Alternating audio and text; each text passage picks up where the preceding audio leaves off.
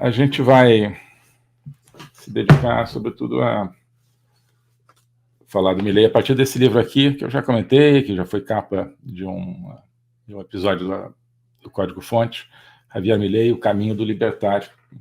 O livro tem uma introdução dele sobre a própria vida dele e carreira, na economia, e no começo da vida política dele, nessa parte de comunicações, né? Eu já mencionei que ele já fez teatro, explicando economia no palco do teatro, por exemplo. Tem alguns depoimentos de amigos e depois a maior parte do livro é de teoria econômica, não muito técnica, mas excelente, me pareceu. E a partir daí que a gente vai trabalhar aqui hoje para entender a proposta e entender como ela se está começando a traduzir na economia argentina. Justamente ontem, houve o anúncio das primeiras medidas econômicas, está todo mundo sabendo que não é o conjunto completo, né? Longe disso, de um pacote econômico, mas ontem o novo ministro da Economia anunciou já algumas medidas, a gente vai falar um pouco disso aqui. Tá? Mas, sobretudo, vamos falar da base econômica e da base econômica na liberdade, né? E da confluência de liberdade com prosperidade, me parece o fator fundamental em tudo isso que a gente está vendo. Bem, o Milei, nesse livro, ele traz vários elementos para mostrar que a vida do ser humano, a vida da humanidade, melhorou muito depois do começo da economia capitalista industrial.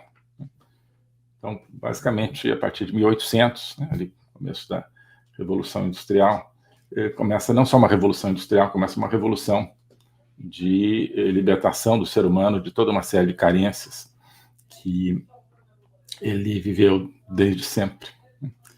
E hoje o Milei aponta um pouco para isso, e é também a minha tese. Nós estamos, talvez, diante de um novo momento crítico, só que agora não no sentido de uma abertura, mas de um fechamento. Essa fase de grande expansão capitalista, grande expansão do bem-estar da humanidade com base no mercado, parece estar se encerrando artificialmente, não por uma crise interna, mas por uma programação e reprogramação política, voltando a criar escassez, voltando a criar pobreza. Então, talvez esse experimento do mercado tenha durado pouco mais de 200 anos, o que é trágico, se for o caso, para a humanidade. Então, basicamente, muitos dados agregados que indicam essa mudança de bem-estar. Um deles é muito básico. Claro que isso depende de estimativas para tudo aquilo que é a situação econômica na Antiguidade, ou na Idade Média, ou no Renascimento, ou mesmo parte do século XIX, em lugares que não fossem ali Europa, Estados Unidos, mas é possível fazer uma boa avaliação geral de como era a economia, de como crescia ou não crescia. A economia basicamente era estagnada durante milênios, né? Não havia praticamente a tese do crescimento econômico. O produto per capita das pessoas em todo o mundo, pelas estimativas, entre ali o auge, digamos, da antiguidade, você pegar ano zero, talvez 200 a.C., então durante 2.000 anos, entre 200 a.C. e o ano 1800, o PIB per capita, o produto per capita da humanidade cresceu apenas 40%. 40% ao longo de 2.000 anos. Né? Não é 40% ao ano, é 40% nesse intervalo de 2.000 anos. Se você coloca isso num gráfico, praticamente não aparece esse crescimento. Né? Ele vai aparecer como, depende da escala do gráfico, mas ele tenderá a aparecer como uma estagnação, que é o que realmente foi.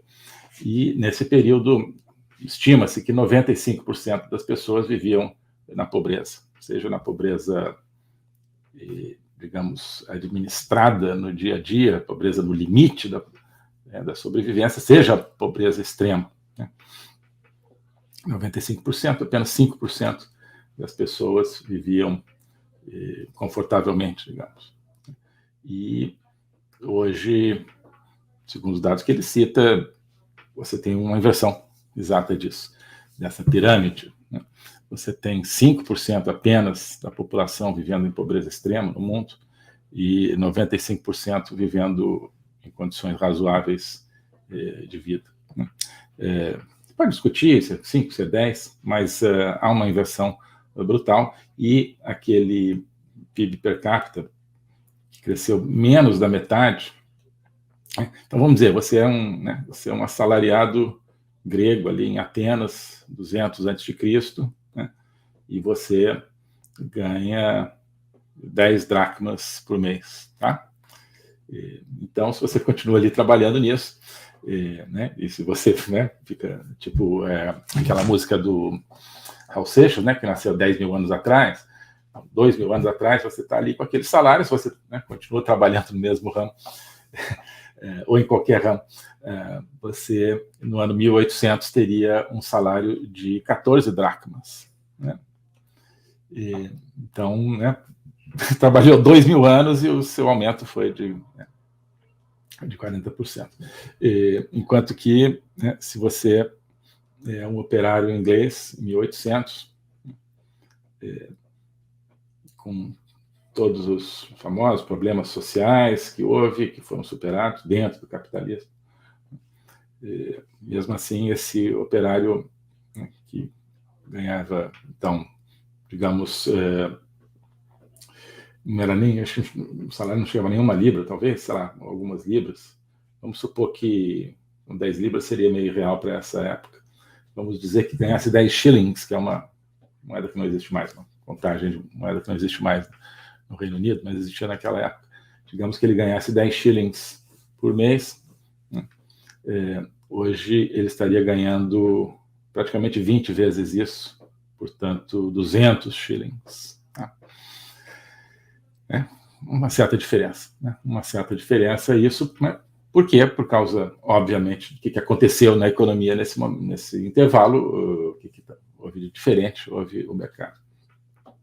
O índice de população também, quer dizer, a quantidade de gente, população geral, total, é também um índice importante para medir o bem-estar. A população do mundo praticamente não crescia durante milhares de anos, crescia muito lentamente, né? Levava 1000 anos para dobrar a população do mundo. A partir de 1800 ela começa a crescer muito mais rápido, e a população mais do que triplica, quase quadruplica em 200 anos, em apenas 200 anos. Isso significa que as pessoas estão vivendo melhor. Aí você não tem como dizer, não, porque está mal distribuído. Não, isso, né? Porque se tem muito pobre, os pobres estão, né? Mas pobre tem mais filhos. Não, não é só a questão de ter mais filhos, você está falando da população, do aumento da população e não do aumento da natalidade. Se tem aumento da população é porque existe, né, mais natalidade, mas também existe mais sobrevivência.